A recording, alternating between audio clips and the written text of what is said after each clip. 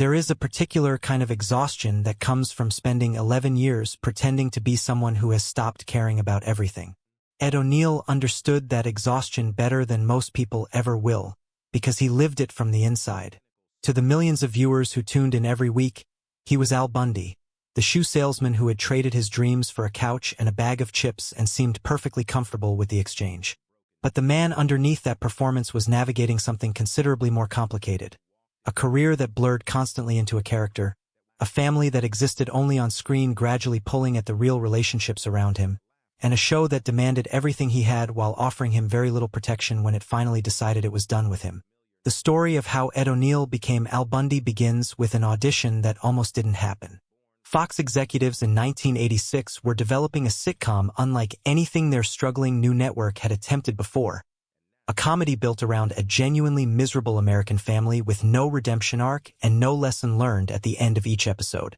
They wanted a recognizable name to anchor it. Ed O'Neill was not a recognizable name. He was a theater actor from Youngstown, Ohio, who had accumulated a modest number of film and television credits without generating the kind of attention that makes studio executives comfortable. When he walked into the casting room and read for the role, though, something happened that none of the people in the room had expected. He slumped into the chair with a particular kind of defeat that didn't look performed. He let out a sigh that seemed to come from somewhere real. The gesture had come to him from watching his own uncles after they came home from long shifts at the factories in Ohio, and the people watching recognized immediately that this was not acting in the conventional sense. Creators Michael Moy and Ron Levitt had finally seen Al Bundy. The network still hesitated. Weeks passed without a call. The producers argued for him, and eventually Fox said yes, but the stakes that came with that yes were enormous. If Married with Children failed, it wouldn't simply end Ed's career. It could seriously damage Fox's early credibility as a network competing against much larger, more established operations.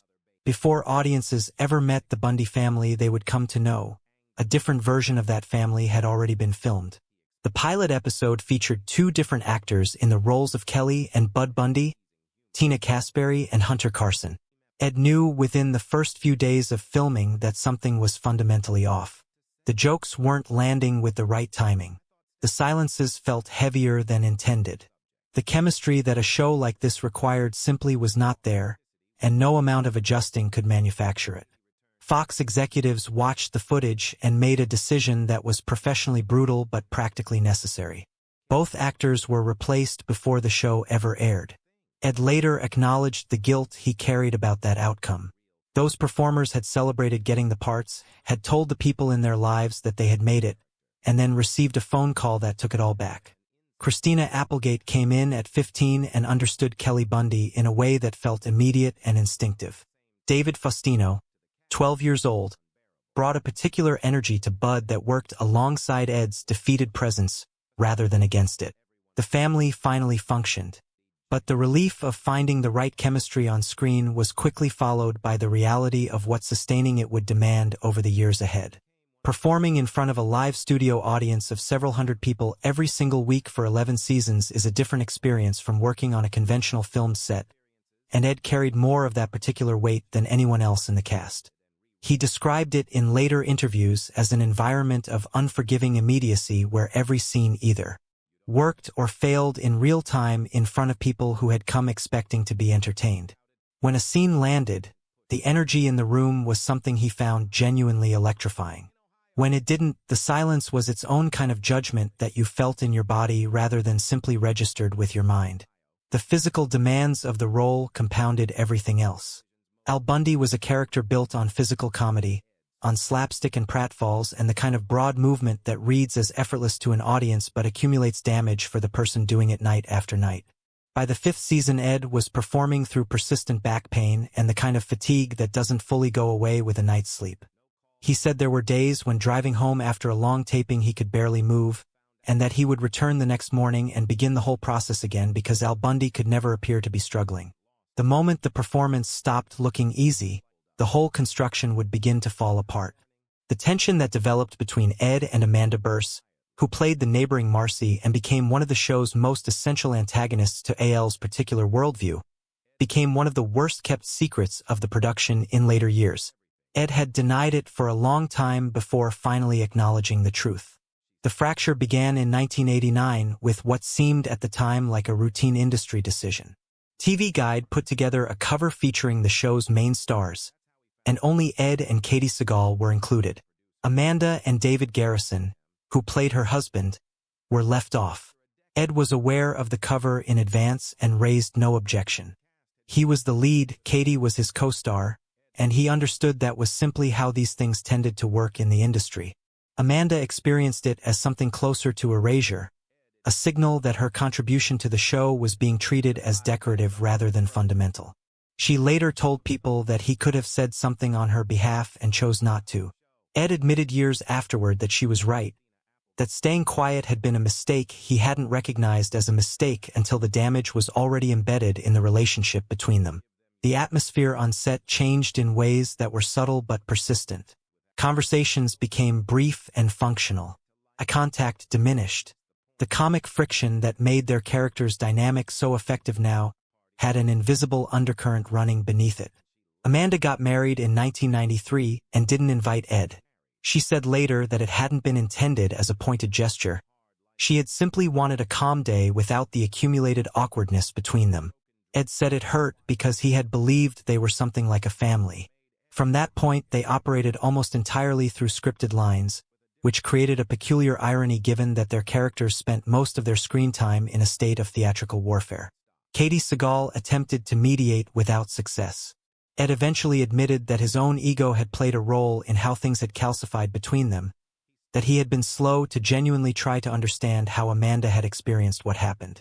The controversy that arrived in 1989 was significant enough that it genuinely threatened the show's survival.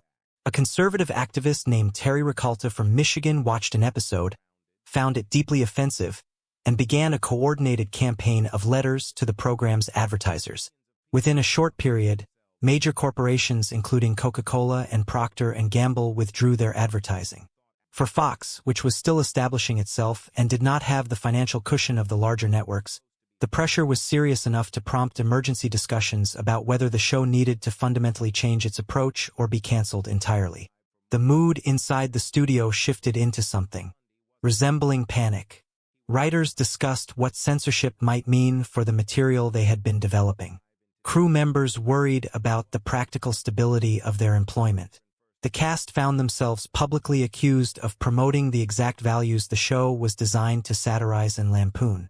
Ed remembered learning about the boycott not from any network executive or producer but from reporters who showed up on set asking for comment. The network's instruction was to say nothing, the reasoning being that any public defense of the show might amplify the controversy rather than contain it. Katie Sagal described that period as genuinely frightening, a moment when it seemed possible that everything they had built might be dismantled by external pressure before it had reached its full potential. Christina Applegate, 17 years old at the time, found herself at the center of accusations about exploitation despite following a script written entirely by adults. What the boycott actually produced was the reverse of what it intended. The writers refined rather than softened the material, learning to carry the same subversive content through implication and wordplay. Ratings increased substantially as people who had never seen the show tuned in specifically to form their own opinion about what all the outrage was concerning. Ed described it later as the most effective publicity the show ever received without paying for it, though he added without much humor that behind that observation was a real bitterness about what the experience had cost people personally. Tragedy arrived on set in 1991 in a form that no amount of professional experience prepares you for. Katie Sagal was pregnant and the writers had incorporated her pregnancy into the show's storyline, building toward an addition to the Bundy family. In her 7th month, she lost the baby. Production stopped. Everything that had been written around the pregnancy was discarded and replaced overnight with a dream sequence in which Al imagines Peg giving birth and then wakes to find it hadn't happened. For audiences watching the finished episode, it read as dark comedy consistent with the show's sensibility. For the people who had been on set through the process, it was something entirely different. Ed said afterward that he hadn't known what to do with what Katie was going through, that he had convinced himself staying quiet was better than risking the wrong words. He recognized later that this had been a failure rather than a kindness, that silence was not what she needed, and that proximity without acknowledgement is its own form of absence. Katie returned to work while still grieving, and was expected to inhabit Peg Bundy's teasing energy, while everyone around her carefully avoided the subject of what had just happened. During this same period, a disagreement with the writers produced one of the rare moments where Ed exercised explicit authority over the show's direction. The writers developed a scene that Ed felt pushed Al Bundy past the point of pathetic misery and into something that read as genuine cruelty. He refused to film it, explaining his reasoning in terms that were direct. Al could be defeated, resentful, and ridiculous. Those qualities were the foundation of everything that made the character work. But if he became mean in a way that removed the warmth buried underneath the comedy, audiences would stop finding him funny and start simply finding him unpleasant. After a serious argument, the writers rewrote the scene to his satisfaction. It was a moment that demonstrated both how much authority Ed had accumulated through the show's run, and how much he had genuinely invested in understanding what the character required to function. The cancellation came after 11 seasons without warning and without any courtesy from the network. Ed was at a bed and breakfast in Ohio when newlyweds pulled up outside. The groom recognized him and called out. The bride said she was sorry about his show. Ed asked what she meant. The groom was surprised he hadn't heard. It had been on the radio. Married with Children had been canceled. Christina Applegate found out through a similarly indirect chain of information. Fox never contacted the cast directly. There was no final gathering, no acknowledgement of what had been built across more than a decade. Ed said he felt angry initially, and then simply empty. The network had received his best years and ended the arrangement by saying nothing at all. Modern Family eventually offered him a different kind of story, a character who loved his family and demonstrated it, who grew and changed over the course of a long run in ways Al Bundy had been structurally prevented from doing. Playing Jay Pritchett gave Ed the distance to look back at what Married with Children had actually been. He came to see Al Bundy not as a joke but as a genuine portrait of frustrated expectation and stubborn endurance, the kind of character that worked because he reflected something real in the people watching him. The comedy was the surface. Underneath it was something that resonated with millions of people who had never quite ended up where they thought they would be. Ed O'Neill spent 11 years holding that mirror up, and the cost of doing it was more than most of the people laughing ever suspected.